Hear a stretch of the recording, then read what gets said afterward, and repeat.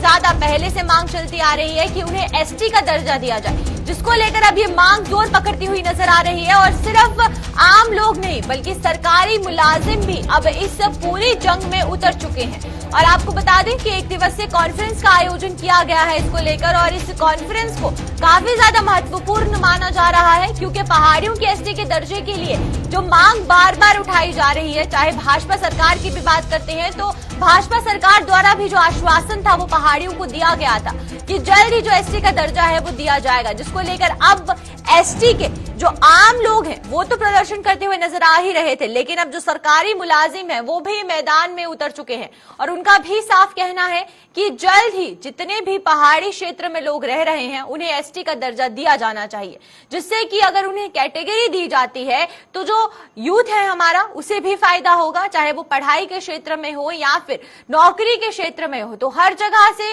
पहाड़ी जो लोग हैं उनका ये कहना है कि उन्हें आज तक किसी भी सरकारें जितनी भी रही हैं पहले भी, उन्होंने उनके लिए कोई कदम नहीं उठाया, लेकिन अब बहुत जरूरी हो गया है कि पहाड़ियों को जो है एसटी का दर्जा दिया जाए, जिसको लेकर अब जो पहाड़ी इंप्लॉयज है वो भी यहाँ पर कॉन्फ्रेंस करते हुए नजर आ रहे हैं। एक दिवसीय कॉन्फ्रेंस में का आयोजन किया गया है जिसमें बड़े बड़े अधिकारी भी शामिल हैं। तमाम जानकारी के लिए कुछ ही देर में हमारे साथ हमारे संवाददाता यहाँ पर जुड़ेंगे, क्योंकि ये जानना बहुत जरूरी है कि ये जो कॉन्फ्रेंस है जहां पर सिर्फ एक तरफ एसटी के दर्जे की मांग की जा रही है, लेकिन और भी बहुत सी ऐसी समस्याएं हैं जो कि पहाड़ी क्षेत्र के लोगों को जिससे जूझना पड़ता है, तो क्या उसको लेकर भी बातचीत यहाँ पर की जा रही है या नहीं? तो चलिए आइए, तमाम जानकारी के लिए हमारे साथ हमारे संवाददाता यहाँ पर जमशीद जुड़ चुके हैं, तो जमशीद से जानते हैं। जमशीद, आपसे पहले ये जानना चाहेंगे कि इस कॉन्फ्रेंस की बात करते हैं, क्योंकि भाजपा सरकार के आश्वासन के बाद भी अभी भी ये देखने को मिल रहा है कि जो पहाड़ी लोग हैं उन्हें एसटी का दर्जा नहीं दिया जा रहा है, जिसको लेकर अब सरकारी मुलाजिम भी उतर आए हैं सड़कों पर।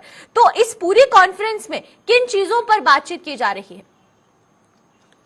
नहीं पल्लवी, पहले अगर हम ये शुरू करें कि भाजपा के ऐलान के बाद ही ये मुहिम जो है बहुत तेजी से रंग लाना शुरू हुई, क्योंकि इससे पहले अगर ये कहें कि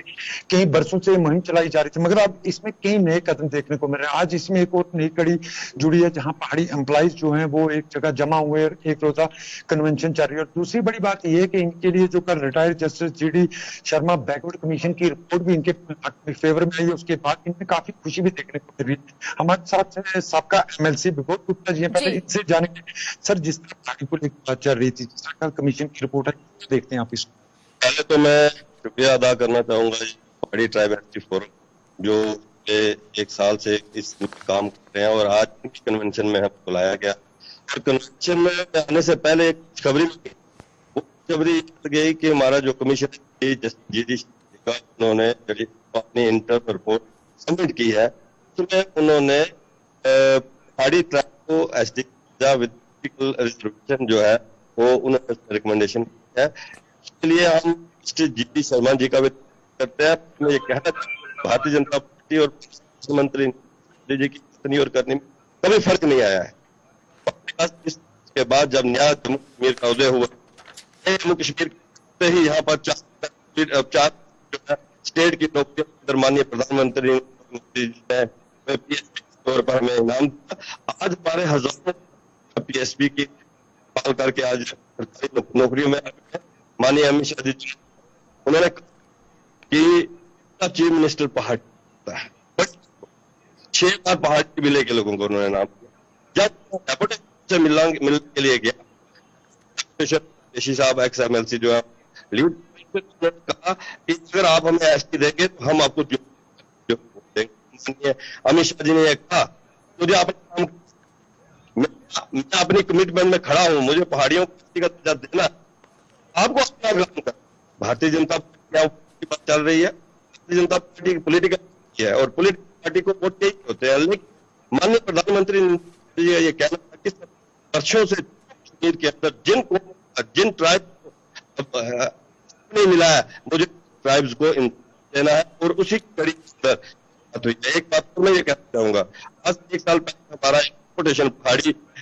डेपुटेशन अमित शाह जी से मिले, सारी चर्चा उन्होंने कहा कि भाई आप एक बात सुनो कि अगर कहीं हम पॉलिटिक जैसे या साथी भी बोलते कि भाई कितने पॉलिटिक वादे, उन्होंने कहा पॉलिटिक वादों से हो सकता। दूसरी बात यह है एक प्रोसेस से गुजरेगा, ओबीसी जो हम एक गठन में जा रहे हैं कमीशन का, उसमें हम पहाड़ी को भी हम उसी का दर्जा देने की समझ ना हो। जस्टिस जी को ओबीसी कमीशन का चेयरमैन बनाया तो लिखा गया कि समाज कौन लोगों को वोट डालना है या किन लोगों को निकालना है, और उसी का हम ज्यादा डेपुटेशन जो है वो वहां पर मिले और हम डेपुटेशन, और आज कुछ मिली है मानना है कि एक की एक बड़ी जो हम बुजुर्गों ने, अगर मैं नाम लूंगा छूट जाएगा, लेकिन बुजुर्गों ने इस कड़ी और आज बुजुर्गों की मेहनत जो है वो आज बिल्कुल एक ऐसी जगह पहुंच गई है जिसको वाला मैं कहना चाहूंगा कि पहाड़ी भारतीय जनता पार्टी देगी, मोदी देख सकते हो कि मैं आपको ये मंजर दिखाता हूँ जो हुए लोग हैं, ये सभी एम्प्लॉइज हैं जहाँ उनके आप लोग देख सकते हैं जो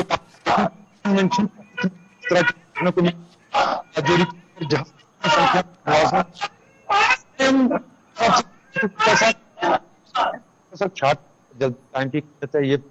आप वाइस चेयर पढ़ी हुई हो, आप जो शो की फाइल तक पहुंची थी, आज जो मंजर की रिपोर्ट है इस तरह देखने में टाइम मैं सबसे पहले की जो नौजवान कार्यकर्ता है जिन्होंने आप मीटिंग का आयोजन किया है, मैं इन तीनों को दूंगा। जहां मिर्जा साहब का नौजवान और इनके अंदर तड़प देखी है इस विनोद गुप्ता जो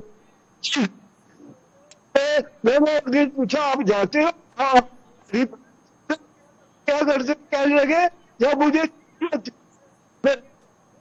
के बच्चों जो पहाड़ी बच्चे हैं उनको विक्रम शर्मा ये एक है, ये 3 दूंगा जब मुझे बोर्ड का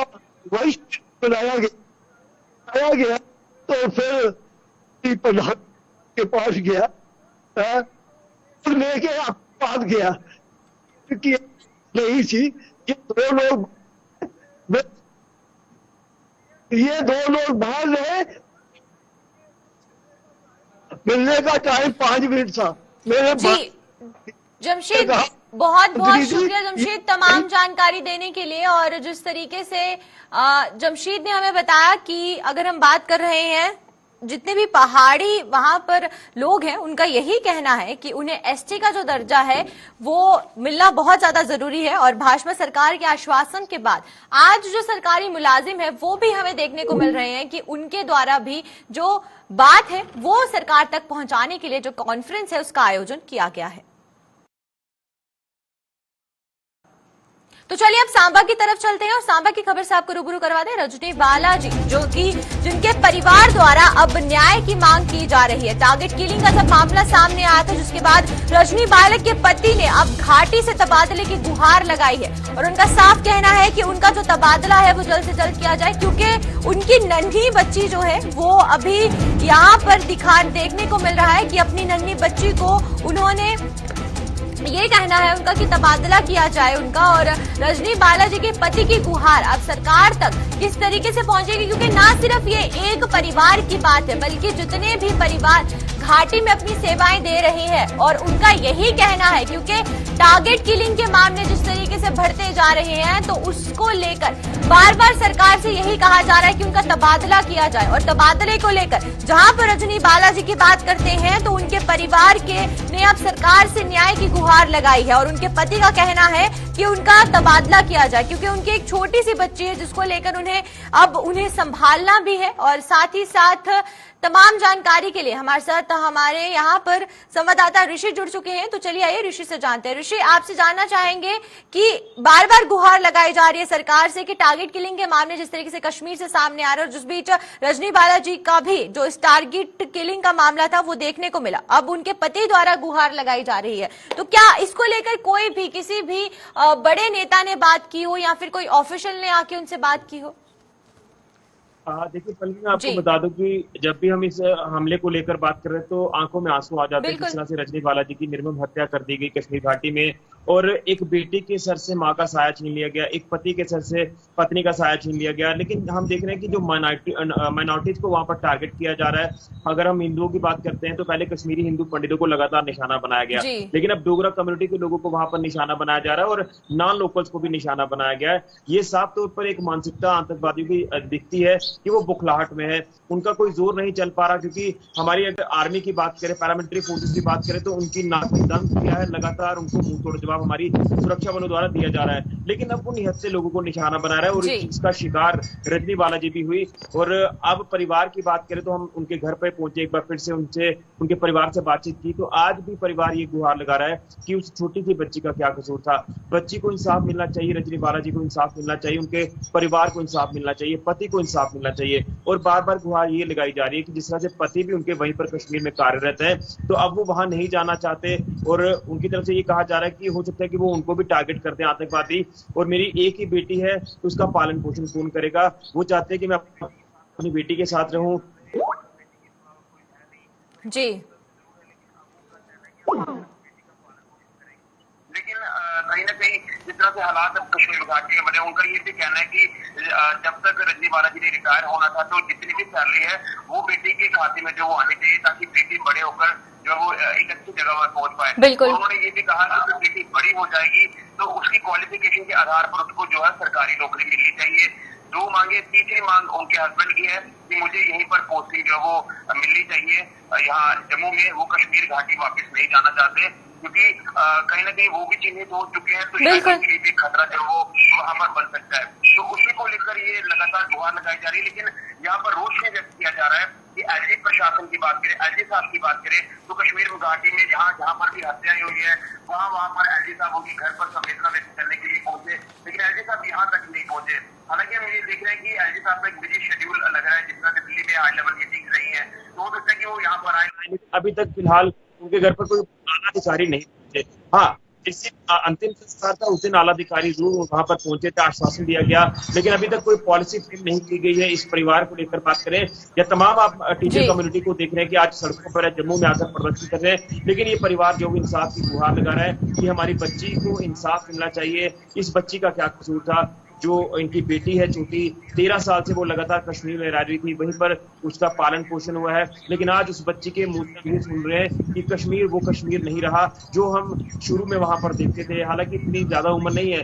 लेकिन अपने होश में उतना उसने जितना कश्मीर देखा है वो कश्मीर को लेकर अभी कहते हैं कि वो कश्मीर नहीं रहा, कश्मीर बदल रहा है। अब नया कश्मीर जो हम कह रहे थे वो नया कश्मीर मैं आपसे एक और यहाँ पर जो सवाल है वो जानना चाहूंगी। देखिए, अगर हम बात करते हैं टारगेट किलिंग की, तो टारगेट किलिंग के मामले जहां पर बढ़ते जा रहे हैं, लेकिन वहीं पर परिवार के सदस्यों के लिए, क्योंकि जो भी लोग टारगेट किलिंग का शिकार हो रहे हैं उनके परिवार के सदस्यों के लिए सरकार को एक पॉलिसी बनाने की यहां जरूरत है। तो जिस तरीके से यहां पर भी रजनी बालाजी के परिवार की बात करते हैं तो उनके द्वारा भी गुहार लगाई जा रही है, न्याय की गुहार लगाई जा रही है और सरकार के सामने कुछ ऐसी मांगे रखी जा रही है जो कि बहुत ही ज्यादा जायज मांगे हैं। तो क्या इसको लेकर आज तक भाजपा के नेताओं की बात करते हैं तो भाजपा के नेता हर जगह पर पहुंचकर आश्वासन देते, तो क्या इनसे बातचीत नहीं की गई, इन्हें आश्वासन नहीं दिया गया?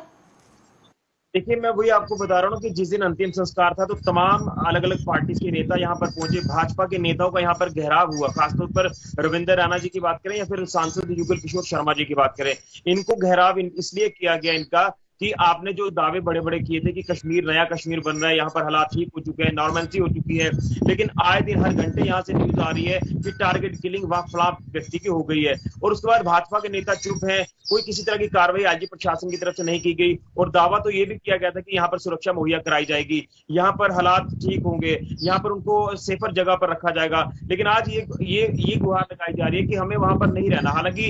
ये भी कहा जा रहा है कि पीएम पैकेज के तहत जितने भी तमाम वहां पर लोग कार्यरत रहते हैं जिसमें कश्मीरी हिंदू पंडित आते हैं, तो उनकी सुनवाई थोड़ी सी जरूर वहां पर हो रही है। लेकिन अगर SC/ST कम्युनिटी को लेकर बात करें, जो SSRB के तहत जो जिनको 12-12, 15-15 साल हो गए कश्मीर घाटी में काम करते हुए, जब उनके लोग वहां पर निहत्थे मारे जा रहे हैं तो उसके बारे में कोई वहां पर सुध नहीं ली जा रही, कुछ संज्ञान नहीं लिया जा रहा। आज तमाम ST/SC कम्युनिटी के लोग ये कहते हैं कि हमारा क्या कसूर है। जिस तरह से आतंकी गोली जो है वो किसी को भी लग सकती है, और इसी के चलते SC/ST कम्युनिटी को जो है दरकिनार किया जा रहा है। और लोगों का ये कहना है कि LG साहब को यहाँ पर आना चाहिए था, लेकिन LG साहब यहाँ तक नहीं पहुंचे। भाजपा के नेता पहले दिन जरूर आए थे, तमाम अधिकारी भी जरूर आए थे पहले दिन, लेकिन शायद वो आश्वासन दिया गया क्योंकि वहां पर एक प्रोटेस्ट दायर किया गया था। आपने देखा होगा जो अंतिम संस्कार से कुछ ठीक पहले तस्वीरें सामने आई, वो प्रोटेस्ट की थी, नेशनल हाईवे ब्लॉक किया गया। तमाम टीचर कम्युनिटी ने ये गुहार लगाई कि हमारा मसला हल किया जाए, हम वहां कश्मीर घाटी में नहीं जाएंगे, हमें भी निहत्थे लोगों को वहां पर मार दिया जाएगा, हमारे बच्चे भी जो है वो अनाथ हो जाएंगे। लेकिन आपको बताएं कि वो 1 मिनट में जो आश्वासन दिया गया कि हम आपकी बात हायर अथॉरिटी तक जरूर पहुंचाएंगे, लेकिन मुझे लगता है कि अगर हायर अथॉरिटी तक बात पहुंचाई होती तो शायद आज LG प्रशासन का कोई बड़ा नुमाइंदा यहाँ पर आता, इस परिवार के बीच में बैठता, और ये जो जायज मांगे रखी जा रही है कि तनख्वाह जो है वो बच्चे के अकाउंट में आनी चाहिए जब तक वो रिटायर होनी थी रजनी बाला जी, और उनको उनकी क्वालिफिकेशन के आधार पर उनको नौकरी भी मिलनी चाहिए आने वाले दिनों में जब वो बड़ी होंगी। और तीसरी मांग जायज है कि उनके पति की ट्रांसफर जम्मू में कर दी जाए, क्योंकि अब हालात वहां पर कुलगाम खासतौर पर मैं बता रहा हूँ कि वहां पर उन्होंने बताया कि पहले भी एनकाउंटर हो चुके हैं। काकरन एक ऐसा इलाका है, वहां पर पहले भी इस तरह की वारदात हो चुकी है, और वो ये भी बता रहे हैं कि हमें इंट्यूशन हो रही थी कि जब राहुल भट्ट जी की वहां पर हत्या की गई उसके बाद हमारे इलाके में भी हम लोगों के ऊपर नजर रखी गई है, तो हो सकता है कि कहीं रैकी की गई है विशेष तरीके से, और फिर उसके बाद यहाँ पर टारगेट किया गया है। और हमें ये भी पता चला है कि रजनी बालाजी 2-3 दिन से लगातार परेशान भी नजर आ रही थी, और उनको ऐसा डर वहां पर सता रहा था जिस तरह से राहुल भट्ट जी का उन्हें वाकया सुना, उसके बाद कई अलग अलग जगहों से ये वाकये सामने आना शुरू हुए, तो उनको भी 2-3 दिन से डर लग रहा था, अनकंफर्टेबल महसूस कर रही थी। लेकिन आखिर वही हुआ जो नहीं होना चाहिए था, और एक बेटी ने अपनी मां गंवाई, एक पति ने अपनी पत्नी। ऋषि, बहुत बहुत शुक्रिया आपका। और जिस तरीके से ऋषि ने हमें बताया कि अगर बात करें हम लोग टारगेट किलिंग की, तो टारगेट किलिंग के मामले जिस तरीके से सामने आ रहे, जिसका एक शिकार जो हुई थी वो रजनी बालाजी हुई थी, और अब उनके परिवार के सदस्य न्याय की गुहार लगा रहे हैं क्योंकि उनकी एक छोटी सी बच्ची है जिसको लेकर उनके पति का यह कहना है कि उनका तबादला घाटी से जम्मू की तरफ किया जाए ताकि वो अपनी बच्ची का ध्यान रख सके। तो चलिए अब रामबन की तरफ चलते हैं और रामबन की खबर से आपको रूबरू करवा दें, और आपको बता दें कि रामबन और बटौत के जंगलों में आग पर काबू अभी तक नहीं पाया गया है, और ये ऐसी एक पहली घटना नहीं है जो सामने आई है, और वन विभाग दमकल की टीमें जुटी हुई हैं आग को बुझाने के लिए, लेकिन अभी तक आग पर काबू नहीं पाया गया है। जागरूकता अभियान भी आग की घटनाओं को रोकने में यहाँ पर काम नहीं करते हुए नजर आ रहे हैं, क्योंकि जिस तरीके से आग की घटनाएं, जंगलों में आग की घटनाएं दिन ब दिन बढ़ती जा रही हैं। चाहे पहले हम उधमपुर की बात करते हैं तो उधमपुर के जंगलों में आग का जो किस्सा था वो देखने को मिला, और जिसके बाद से अब रामबन के जंगल है, बटौत और रामबन के जंगलों में आग पर काबू पाने के लिए वन विभाग और साथ ही साथ दमकल की टीमें वहां पर मौके पर पहुंची हुई हैं, लेकिन फिर भी आग पर काबू नहीं पाया जा रहा। लेकिन नहीं, वहीं पर प्रशासन की बात करते हैं तो प्रशासन द्वारा अवेयरनेस कैंप्स चलाए जाते हैं, कैंपेन चलाए जाते हैं, लोगों को जागरूक किया जाता है, लेकिन उसका कहीं पर भी असर देखने को नहीं मिल रहा। चलिए आइए, तमाम जानकारी के लिए नदीम हमारे साथ यहाँ जुड़ चुके हैं, नदीम से जानते हैं। नदीम, पहले बात करते हैं कि आग जो है वो जंगलों में हमें देखने को मिल रही है, आए दिन ये जो घटनाएं हैं ये दिन ब दिन बढ़ती जा रही हैं, तो वन विभाग हो तो वो उनका काम है कि वो जंगलों का ध्यान रखे और उनका रिजर्वेशन करना बहुत जरूरी है। तो अभी तक ये जो घटनाएं देखने को मिल रही है, इसमें जो खामियां है वो वन विभाग में कहां देखने को मिल रही हैं? जी बिल्कुल, देखिए पल्लवी, जहां तक हम बात करें, क्योंकि हम देख रहे हैं कि प्लांटेशन ड्राइव्स, एनवायरमेंट डे है, जेके ग्रीन ड्राइव है, तमाम तरह के जो है प्रोग्राम चलाए जा रहे हैं। डिपार्टमेंट ऑफ फॉरेस्ट है, सोशल फॉरेस्ट्री है, स्कूलों के अंदर प्रोग्राम किए जाते हैं ताकि लोगों को अवेयर किया जा सके। लेकिन इस तरफ जब हम देखें, क्योंकि एक तरफ करोड़ों रुपए, अरबों रुपए इन तमाम चीजों पर लगाया जाता है, पौधे खरीदना, पेड़ पौधे, फिर जाके जंगलात में जब आप इन्हें लगाते हैं, प्लांटेशन होती है, लेकिन उसके बाद हम देख रहे हैं आजकल की डेट में जब आप देखेंगे तो लगभग रामबन के, आप 2 फॉरेस्ट डिविजन की बात करें, फॉरेस्ट डिवीजन रामबन या फॉरेस्ट डिवीजन बटौत की बात करें, तो हर तरफ आपको कहीं न कहीं जंगलों में आग जो है नजर आती है, और इसे सब सोना जिसे कहा जाता है, उससे भारी पैमाने पर नुकसान हो रहा है। अब जरूरत इस बात की है कि आप एक तरफ अगर प्लांटेशन ड्राइव कर रहे हैं, लेकिन प्लांटेशन ड्राइव के लिए अगर आप स्कूलों में प्रोग्राम करेंगे, जाहिर सी बात है कि आने वाले वक्त में हमें जंगलात में सुधार मिलेगा, वो तब जब ये बच्चे बड़े होकर अपनी रिस्पॉन्सिबिलिटी को समझने लगेंगे। लेकिन सवाल ये है कि आज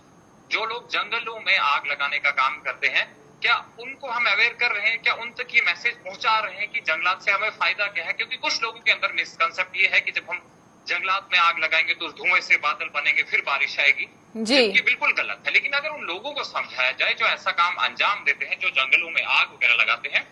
तो उन तमाम लोगों को अगर अवेयर किया जाए, गांव में जाकर वार्ड लेवल पर, अगर ये पंचायत लेवल पर अगर ये अवेयरनेस कैंप किए जाएं, वहां के लोगों से, प्रोमिनेंट सिटीजन से, और कमेटीज कंस्टिट्यूट की जाए, एक फॉरेस्ट जो इनका कंपार्टमेंट होता है उसके अंदर की अगर जंगल में आग लगती है, वॉलंटियरली कुछ एनजीओ को इसमें इन्वॉल्व किया जाए ताकि जंगलात को आग लगने से रोका जा सके, आग से बचाया जा सके।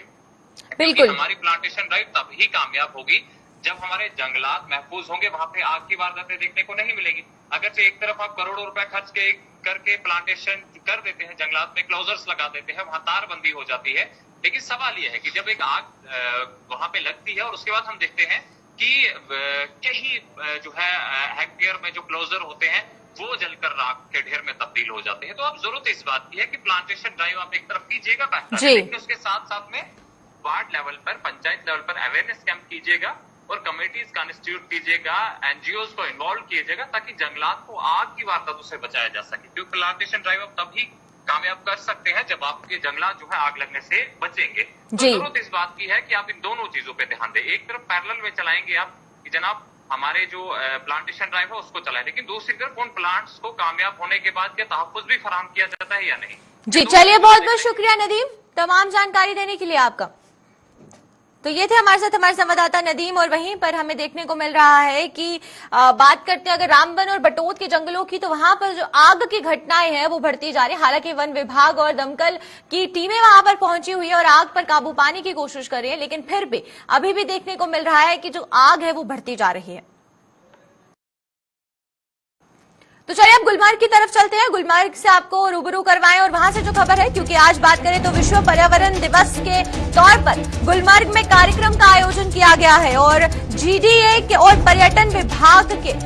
कार्यक्रम का यहां पर आयोजन उनके द्वारा किया गया है और गुलमर्ग को स्वच्छ व पॉलिथीन मुक्त बनाने का जो संकल्प है वो लिया जा रहा है और साथ ही साथ साइकिल रैली के माध्यम से पर्यावरण संरक्षण का संदेश भी पहुंचाया जा रहा है लोगों तक, क्योंकि आज विश्व पर्यावरण दिवस है और उसको लेकर कार्यक्रमों का आयोजन पूरे विश्व में किया जा रहा है, जिसके तहत गुलमर्ग की बात करें, क्योंकि गुलमर्ग की जो सुंदरता है उस पर यहाँ पर पर्यावरण बहुत ही ज्यादा यहाँ अच्छे तरीके से हमें देखने को मिलता है, लेकिन उस पर्यावरण पर दाग ना लगे तो इसीलिए आज कार्यक्रम का आयोजन किया गया है। तमाम जानकारी के लिए हमारे साथ इशफाक यहाँ पर जुड़ चुके हैं, तो चलिए आइए इशफाक से जानते हैं। इशफाक, पहले आपसे ये जानना चाहेंगे कि इस कार्यक्रम में किस तरीके से जो जोश है वो देखने को मिल रहा है आम लोगों में?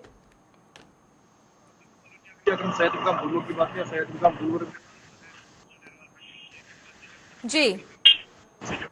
होटलियर्स क्लब और यहाँ पर गुलमर्ग दल कताची और महकमा सयाहत की तरफ से एक मुश्तरका प्रोग्राम चलाया गया और इस प्रोग्राम में जो है यहाँ पर मुख्तलिफ यहाँ पर स्टेक होल्डर्स है वो इसमें शामिल हुए। यहाँ पर बादल तो जो है साइकिलिंग रेस है वो यहाँ पर इसका इंतजाम यहाँ पर किया गया जीडीए की तरफ से। और शहीद मसीह जी जब हमने यहाँ पर सयाहों से भी बात की और जो साइकिल से उनसे भी बात की, उन्होंने यही कहा कि अब आने वाले दिनों में वो सिर्फ दूर नहीं, जब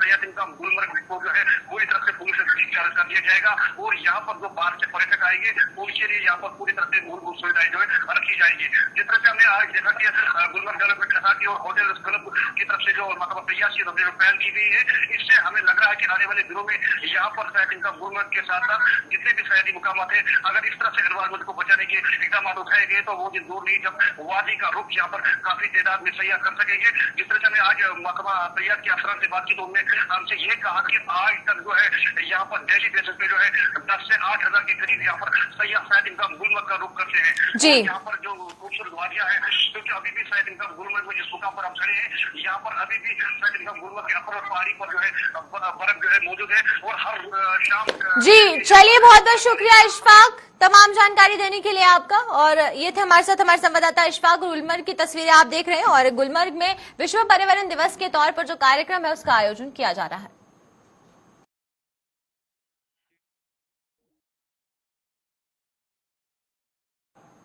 तो चलिए अब तक की जम्मू कश्मीर की खास खबरों में फिलहाल इतना ही। मुझे दीजिए इजाजत, नमस्कार।